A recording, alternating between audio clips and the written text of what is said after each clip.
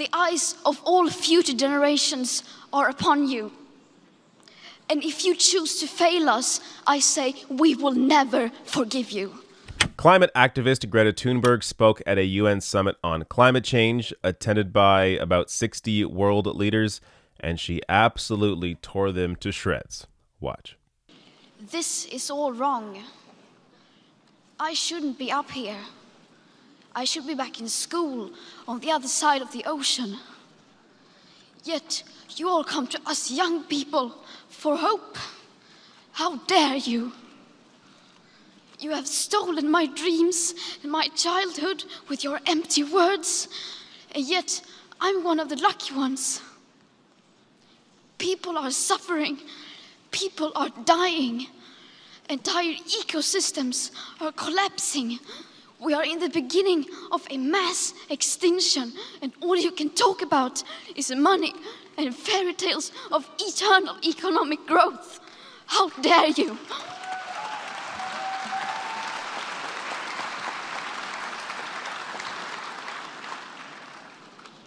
For more than 30 years, the science has been crystal clear. How dare you continue to look away and come here saying that you are doing enough when the politics and solutions needed are still nowhere in sight? You say you hear us and that you understand the urgency. But no matter how sad and angry I am, I do not want to believe that. Because if you really understood the situation and still kept on failing to act, then you would be evil, and that I refuse to believe. Just an incredible speech. And there's a second half of this speech that I'll get to in a minute here. But the level of wisdom on display here from Greta Thunberg is just, it's indescribable. I mean, this is the kind of leadership that world leaders should be showing, yet we're seeing it from a 16-year-old. I mean, her anger here is rightly placed. She shouldn't have to be doing any of this. But because of the failure of previous generations and the failure of current political leaders, it is forcing kids all over the world to grow up sooner and have to be the ones to lead the fight in this push against the climate crisis. Let me just quote a bit here of what Greta Thunberg said, because this entire speech should be played over and over and over again to world leaders. She says, "I should be back in school on the other side of the ocean, yet you all come to us young people for hope. How dare you? You have stolen my dreams and my childhood with your empty words. We are in the beginning of a mass extinction, and all you can do is talk about money and fairy tales of eternal economic growth. How dare you?" And she ends by saying, "If you really understood the situation and kept on failing to act, then you would be evil, and that I refuse to believe." I don't. There is evil at work here, obviously. I mean, the real issue, I guess, is the effect of money on many of these world leaders. But it's also, I guess, the company they keep, who they're surrounded by, which again goes back to the money and private interests. I mean, that's really what this is about. I keep also wanting to say that, it's about being in a bubble and only having a certain worldview and thinking your worldview is the correct view. That's a part of it, but that bubble only exists because of capital. That bubble only exists because of the moneyed interests that are at play here. So I do think you can categorize that as evil. A lot of these world leaders should understand what's at stake here. I mean, how many times do we have to talk about this issue? How many times does Greta Thunberg or other activists have to bring this up? How many times do the scientists have to show us the data? If they don't understand the issue by now, there's no excuse. So, more on this from BBC. The summit comes days after several million people took part in a global climate strike led by youth activists. Ahead of the meeting, scientists warned the signs and impacts of global warming were speeding up. The World Meteorological Organization said the amount of carbon dioxide going to the atmosphere between 2015 and 2019 had grown by 20% compared with the previous 5 years. But President Trump is encouraging fossil fuel use in every way he can. And China, in spite of its trend-setting commitment to solar and wind power, is still building new coal-fired power stations. Even the UK, a global leader in climate policy making, is veering away from its own medium-term targets to cut emissions.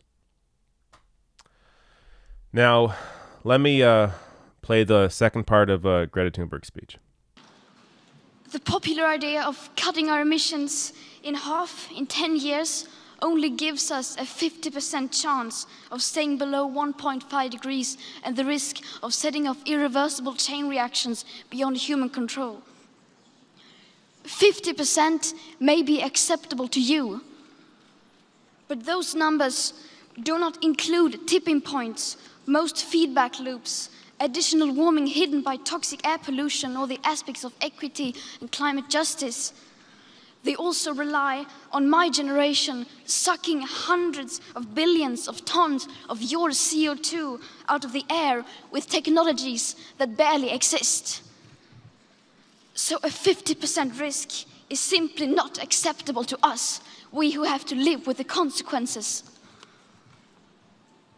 To have a 67% chance of staying below a 1.5 degrees of global temperature rise, the best odds given by the IPCC, the world had 420 gigatons of CO2 left to emit back on January 1st, 2018. Today, that figure is already down to less than 350 gigatons. How dare you pretend that this can be solved with just business as usual and some technical solutions? With today's emissions levels, that remaining CO2 budget will be entirely gone within less than 8.5 years. There will not be any solutions or plans presented in line with these figures here today, because these numbers are too uncomfortable and you are still not mature enough to tell it like it is. You are failing us, but the young people are starting to understand your betrayal. The eyes of all future generations are upon you. And if you choose to fail us, I say we will never forgive you.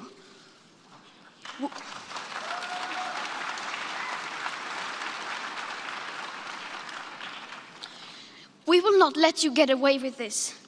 Right here, right now, is where we draw the line. The world is waking up, and change is coming whether you like it or not. Thank you.